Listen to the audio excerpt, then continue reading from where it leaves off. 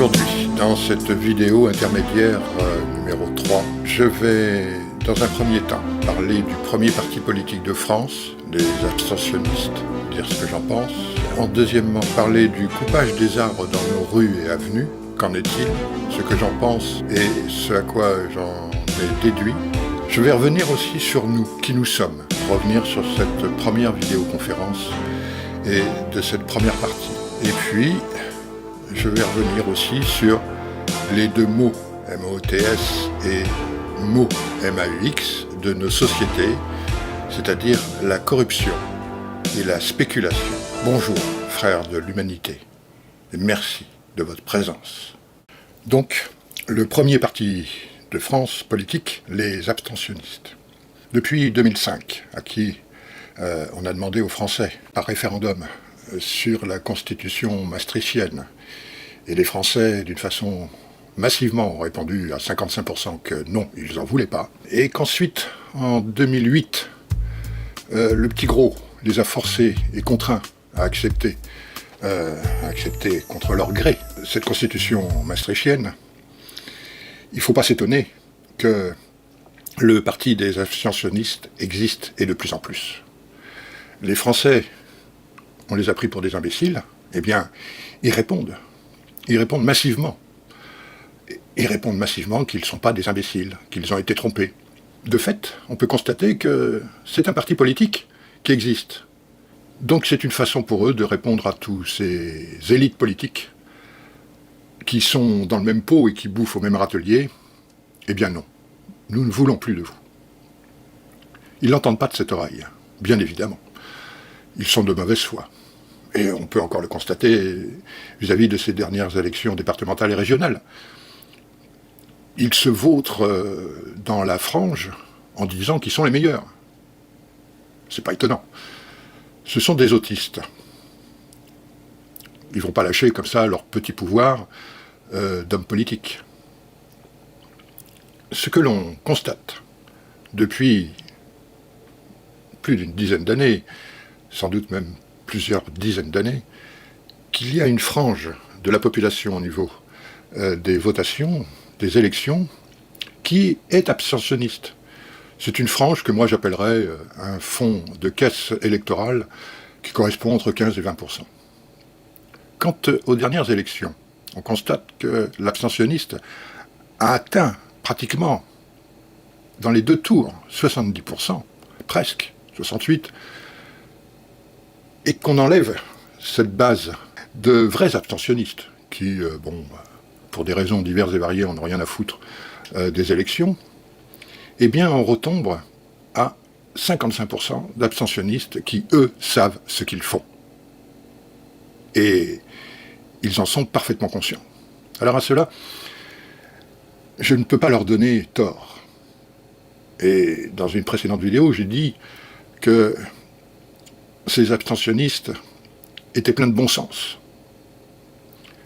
Le bon sens du peuple français. Mais pour les prochaines élections, si toutefois elles ont lieu, il serait intéressant d'essayer de pousser cet abstentionniste à un cran différent, avec une volonté réelle de se faire entendre. Et pour cela, il n'y a pas 36 solutions. Il faut aller voter, nul ou blanc. Il faut faire la démarche pour prouver, si toutefois il était encore intéressant de le prouver à tous ces politicards, que nous ne voulons plus de cette élite politique. Il faut faire, à mon avis, l'effort d'aller voter blanc ou nul. C'est-à-dire de faire mieux que l'abstention totale, consciemment dire que non. Voilà, vous êtes abstentionniste avec un bulletin blanc ou nul. Pour les élections de 2022, élections présidentielles, on va retrouver notre fonds de caisse électoral de 15-20%, purement abstentionniste. Et on devrait retrouver 55% de bulletins nuls et blancs. 55%. Ça, c'est une force politique. On a vu apparaître là, pour les départementales et les régionales, des listes citoyennes. On en retrouvera très certainement au moins une pour les élections présidentielles. ceux qui ne veulent pas voter, qui veulent rester dans l'abstention, voter blanc et nul, mais qui veulent être encore plus performants, eh bien, ça rentre tout à fait dans la politique de ce parti politique abstentionniste, que l'on retrouve à 55% qui ont dit non au référendum sur la constitution maastrichtienne, voter pour un parti ou pour une liste citoyenne. Alors, certains vont dire, oui, mais une liste citoyenne, qu'est-ce que c'est? On ne sait pas pour qui on vote. Justement, on ne veut pas voter pour tous ces gens-là. Une liste citoyenne, c'est quand même autre chose. Et de toute façon, un argument au moins que je peux vous donner, c'est qu'elle ne peut pas être pire que tous les autres partis politiques, quels qu'ils soient. Ça ne peut pas être pire. Une liste citoyenne, c'est le peuple qui reprend son pouvoir et qui a une chance de retrouver sa souveraineté. Une liste citoyenne mettra en place un premier référendum, à mon avis, qui consistera à vous demander, voulez-vous rester dans l'Union européenne ou non? Une liste citoyenne, c'est une liste qui considérera le RIC comme étant l'essentiel de sa politique. Enfin, etc., etc. Je ne veux pas faire pour eux leur programme, mais quelque part, ça ne peut pas être autre chose. Il ne s'agit pas de les essayer, il s'agit consciemment de les mettre en place. Et de se dire que de toute façon, ils ne peuvent pas faire pire que ce que tous ces élites politiques font depuis 30 ans. Ils ne peuvent pas, c'est pas possible. Les pires, on les a vus à l'œuvre. Alors, essayons autre chose. Les élections 2022 vont-elles réellement avoir lieu? Ça, c'est la grande question, à mon avis, qu'il faut se poser. Quand on entend un Macron qui dit, sans vergogne, sans scrupule et sans conscience, qu'il ne se représentera peut-être pas aux futures élections présidentielles, alors il y a des tas d'hypothèses qui consistent à dire il va nous faire une dernière crasse. Oui, mais il y a deux autres hypothèses que l'on n'entend pas. La première, c'est que la dernière crasse risque d'être justement de reculer les élections présidentielles à 2023, et peut-être même de les supprimer d'une façon ou d'une autre, avec des arguties fallacieux que l'on lui reconnaît facilement. Et puis il y a une deuxième hypothèse, c'est que ce monsieur soit écarté du pouvoir avant même qu'il ait pu y mettre un terme, et qu'il soit, dans ces périodes-là, en prison. Pourquoi pas? C'est une hypothèse, moi, qui me convient, d'une façon ou d'une autre, et qui n'est pas complètement sotte. Il le sait, que ça va mal se terminer pour lui. Je souhaite surtout que cela se fasse sans violence. Mais il faudra quand même y mettre un peu de pression. Ou c'est le peuple qui le met en prison, ou c'est un autre événement. Alors après, ma deuxième réflexion était le coupage des arbres dans nos rues et avenues. Je me suis réveillé un matin de mon 8e étage et j'entendais un boucan qui était à peu près comme tous les ans, qui correspondait à de l'élagage des arbres sur cette belle avenue, où il y a des arbres de part et d'autre, qui nous apportent en été, enfin sous le soleil en particulier, de l'ombre et de la fraîcheur. C'est à la fois le rôle de l'arbre, pour le piéton que nous sommes, mais c'est aussi, et c'est son rôle dans la nature, d'aspirer la nuit, le CO2 et de nous renvoyer de l'oxygène. C'est ce que devraient avoir bien compris les écologistes en principe. Et puis, il ne s'agit pas du tout d'élagage. Ils ont tout coupé, de part et d'autre de cette grande avenue. Tout coupé. Alors j'ai recherché un peu de quoi il retournait. Que faisait cette municipalité à propos de ces arbres? C'est incroyable. Et en cherchant, questionnant, je me suis laissé entendre dire que la coupe de ces arbres était pour faciliter les ondes de la 5G. Oui, vous avez bien entendu. Ces arbres empêchaient la propagation de la 5G. Waouh, chapeau. Et puis, en entendant ça, j'ai fait un rapprochement avec ce que des études des Verts, mais cette fois-ci allemands, avaient fait il y a 3-4 ans, le comportement de la 5G sur la flore. Et ils en étaient arrivés, parce que c'était parfaitement démontré, que la 5G, dans sa zone immédiate de propagation faisait mourir les arbres. Vous m'avez bien entendu. Il faisait mourir les arbres, et puis les oiseaux. Je me demande si ce n'est pas la raison exacte de ce coupage des arbres. Pour éviter de montrer au public la néfaste 5G, à terme. Parce que là, c'est visible. Et il y a peut-être aussi une seconde raison, qui est progressivement d'installer, en couplage avec la 5G, de plus en plus de caméras.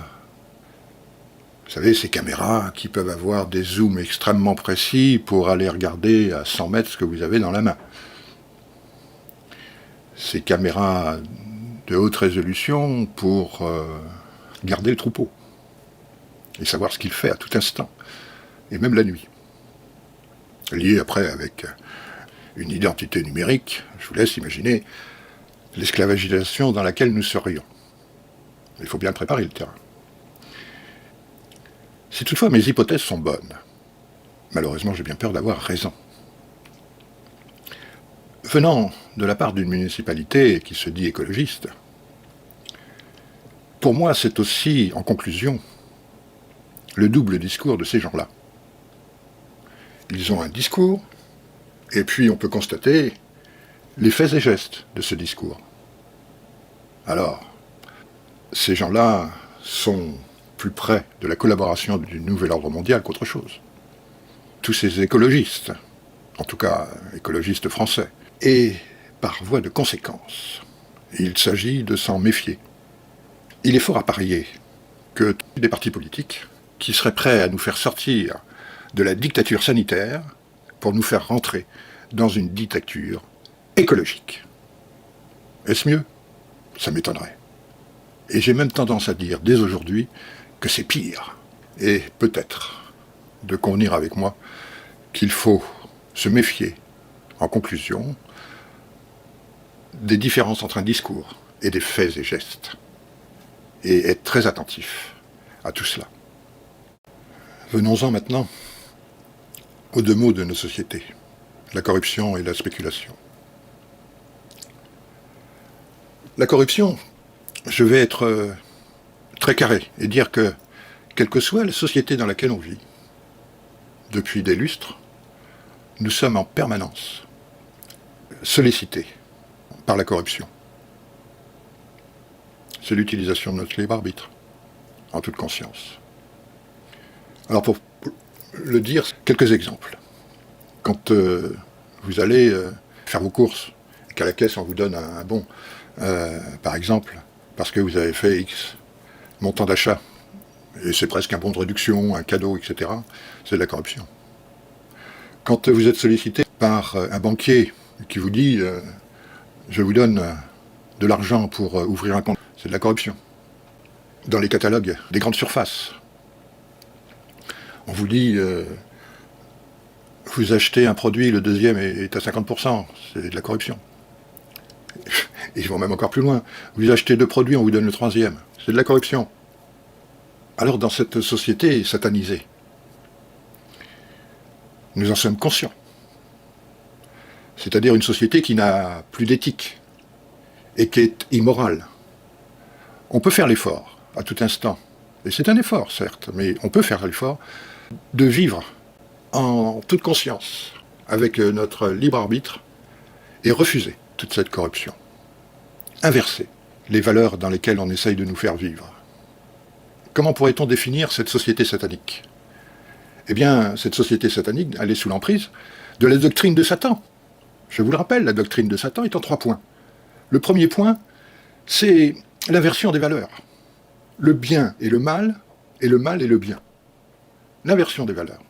Le deuxième point de cette doctrine de Satan est l'inversion accusatoire. Les gilets jaunes en savent quelque chose. Avant même qu'ils aient eu le temps de dire « ouf », ils se sont retrouvés accusés et en prison. Ils peuvent vous raconter comment ça s'est passé. C'est de l'inversion accusatoire. Et le troisième point, c'est diviser pour régner. À ce propos, j'avais fait une illustration de diviser pour régner dans ma 3e partie de ma première vidéoconférence. On le vit tous les jours. Vous serez d'accord avec moi. Si on est attentif, si on utilise réellement son libre arbitre en toute conscience, alors on peut, je ne dis pas à 100%, mais on peut dans de nombreux cas retrouver un besoin de vivre avec éthique et morale, c'est-à-dire inverser ce qui nous est proposé, qui est une société satanique, en vivant avec notre propre éthique et notre morale d'être adamique, karmique. C'est possible, individuellement, et convaincre par notre exemple qu'il est possible de le faire. Mais nous n'arriverons pas effectivement dans cette société, aujourd'hui, qui est la société des mondialistes, nous ne pourrons pas, à quelques-uns, nous désataniser, c'est clair. C'est pour ça que je propose, si j'étais président, je ferais, de proposer ce nouveau paradigme. Grâce au CPU, au Crédit Permanent Universel, nous pouvons désataniser complètement notre société, notre façon de vivre. C'est son rôle au CPU. Et redonner à notre conscience son libre arbitre, totalement. Nous ne pouvons plus, grâce au CPU, être corrompus. C'est plus possible. Je ne dis pas que la population à 100% du jour au lendemain ne sera plus corrompue. Je ne dis pas ça. Je dis que tous ceux qui veulent exercer leur libre arbitre avec éthique et morale peuvent le faire.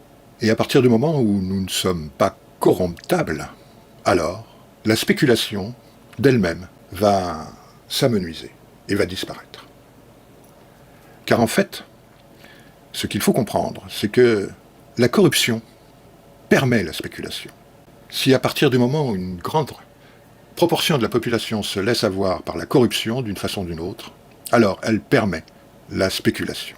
À partir du moment où cette même grande frange de la population n'est plus corruptable, alors la spéculation s'amenuisera progressivement et automatiquement, sans intervention de qui que ce soit. Je reprends cette vidéo le 15 juillet pour essayer de comprendre les événements qui viennent de se passer, notamment le 12, et puis éventuellement ce qui pourrait s'être passé le 14. Ça va me permettre de conclure cette vidéo et donc de parler de qui nous sommes. En fait, qui nous sommes, c'est essayer de répondre à cette grande question philosophique qui est: qui suis-je, d'où viens-je et où vais-je? Question philosophique s'il en est, que seuls les adamiques karmiques peuvent, quelque part, répondre à cette question. Même partiellement peut-être, d'autres avec beaucoup plus de certitude. Je ne peux pas tout dire parce que la créature de Dieu, adamique karmique, c'est un chemin de vie. Et que ce chemin de vie, on le découvre dans son existence par rapport aux joies, au bonheur et au malheur. C'est ça qui nous fait grandir. Je reviens toujours à ma première vidéo en 3 parties, parce que dans cette première vidéoconférence, j'avais quasiment dit l'essentiel de ce que je devais dire. Je ne fais que progressivement, de plus en plus me répéter. Mon but, c'est d'essayer de me répéter, mais en y apportant des nuances. Nous sommes, disais-je, des manuels. C'est-à-dire que nous faisons de l'apprentissage par l'exemple. Tous. Tous. Certains se disent intellectuels. Laissons-leur se faire plaisir. Ce sont pour moi des pseudo-intellectuels dans la mesure où ce sont surtout des orgueilleux. Et comme chacun sait, c'est aussi une maxime que j'aime bien de temps à autre répéter: l'orgueil annihile toute intelligence. Nous sommes aussi des artistes, c'est-à-dire des créatifs, c'est-à-dire en fait des notions que l'on ne peut pas nous enlever d'une façon ou d'une autre. Donc, nous sommes des créatures de Dieu adamiques, karmiques, c'est-à-dire que nous sommes à l'image de Dieu, avec son intelligence, une morale, une âme et un libre arbitre, et donc une conscience. Qu'est-ce que la conscience ? Je vais donner une définition commune. La conscience morale est la faculté de juger du bien et du mal, certes. Et puis, il y a aussi cette autre définition. La conscience est la faculté d'anticiper les conséquences de ses faits et gestes. La conscience est la faculté d'anticiper les conséquences de ses faits et gestes. Et là, cette conscience est en osmose avec l'âme et donc un libre arbitre. Dieu avait un doute sur sa créature dans l'exercice de ce libre arbitre. Dieu créa Satan pour mettre à l'épreuve ce libre arbitre. C'est la mission de Satan. Sauf que Dieu, dans cette mission, pour pervertir la créature de Dieu, Satan devait demander le consentement à la créature de Dieu à chaque fois qu'il voulait la pervertir. Et donc nous sommes bien maîtres du jeu, si toutefois on peut dire que l'on joue. Je le disais, nous sommes sollicités en permanence par rapport à la corruption. Ça fait partie des perversions que Satan nous donne à vivre. Satan a tous les droits. Et donc, et on le voit tous les jours, chaque fois qu'il nous demande notre consentement, c'est par la ruse. Il a le droit. Alors, je vais essayer maintenant d'établir avec vous, après vous en ferez ce que vous voulez, un chemin de vie de l'homme adamique karmique, de la naissance à la mort. Dans notre jeunesse, et tant que nous ne sommes pas adultes, entre guillemets, nous pouvons considérer que nous sommes un abruti, individuellement. Et qu'il y a une toute petite marche, toute petite, un degré, pour devenir un homme intelligent. La définition que je donnerai de l'homme intelligent, c'est un homme qui cherche à comprendre. Pour devenir un homme intelligent, en étant un abruti, entre guillemets, je ne stigmatise aujourd'hui, et à l'instant même personne, c'est un état. Il y a un tout petit degré. Chercher à comprendre. Et la deuxième étape que l'homme doit franchir durant sa vie, c'est de passer de l'homme intelligent à devenir, et c'est une petite marche supplémentaire, à devenir un être humain. Acquérir une sagesse avec humilité, au service des autres, en même temps qu'ils sont à notre service. C'est un partage, c'est de la bienveillance.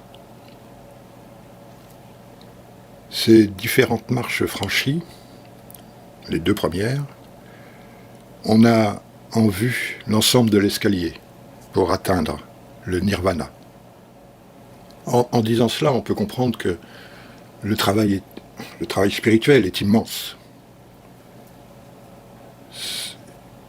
L'âme indivisible et immortelle, et c'est pour cette raison qu'elle a besoin de s'incarner et de se réincarner, parce que cet escalier est obligatoirement difficile, mais progressivement, étape par étape, de plus en plus facile. Pour enfin atteindre le nirvana, c'est-à-dire le royaume de Dieu. Voilà, je vais essayer de rester bref. J'avais pour ambition de développer, mais je crois que j'ai dit l'essentiel. Je le ferai peut-être dans une autre vidéo. Il est urgent que je conclue cette vidéo. La dernière allocution de Macron me prouve que nous arrivons au stade ultime. Dans cette première vidéoconférence, je disais déjà que Satan sur Terre avait perverti l'humanité à 95%. Macron nous fait rentrer dans les 98-99%. Il faut savoir que cette secte satanique, dont il fait partie, c'est un collaborateur, je l'avais déjà exprimé, c'est un communicant de ces tireurs de ficelles, nous fait rentrer dans l'une de leurs dernières phases. C'était la France jusqu'à maintenant, et ils le savent, qui est la plus rebelle. Et donc, il fallait la faire tomber la première. Alors, voilà, nous avons en face de nous le marché. C'est clair. Si nous ne savons pas dire, avec notre libre arbitre, non, alors, nous serons l'esclave des ennemis du genre humain. Les ruses employées, on les voit tous les jours depuis 2017, c'est pire. Le mensonge est permanent. Macron un jour vous dit « Non, il n'y aura jamais de passe sanitaire », en fait, et il le met brutalement en place. Pour un sataniste, et pour Satan en particulier, quand nous disons « oui mais » ou « non mais », pour Satan c'est « oui », vous lui donnez votre consentement. Quand Satan vous demande votre consentement en toute conscience, nous devons lui répondre « non ». Non, non, non. Il est temps maintenant de le comprendre. Je suis pas intimement persuadé que tout le monde peut le comprendre. Mais il est de la responsabilité de ceux qui comprennent d'agir dans ce sens-là. Non, non, non. Un truc qui est très simple. Quand vous hésitez en toute conscience, eh bien, privilégiez le non. Vous ne serez jamais dans l'erreur. Car il est toujours temps de dire oui quand on a commencé par dire non. Alors que l'inverse est impossible. Il faut savoir dire non, en toute conscience. C'est la quête de vérité de l'âme qui est en jeu. Tous et ensemble, devenons les frères de l'humanité. Tous et ensemble, sachons dire non. Depuis un certain temps, on sait que on peut rechercher la vérité en suivant l'argent. C'est vrai. Mais aujourd'hui, il faut aller plus loin. Qu'est-ce qu'il y a dans ces vaccins pour qu'ils veulent absolument vacciner la population? Vous ne faites toujours pas la relation avec la 5G. Il faut savoir dire non. Ou alors, nous serons des zombies. Pour l'avoir déjà dit, nous sommes à la fois des télépathes et des récepteurs. Nous avons une force de l'esprit qu'ils l'utilisent. Nous sommes des créatifs, des artistes, et nous allons être réduits en zombies. Si c'est ce que veut l'humanité, alors on y va. Je doute de plus en plus. Et ça me navre. Nous sommes bien plus que ça. Et tellement plus. Tout ce gâchis. À bientôt.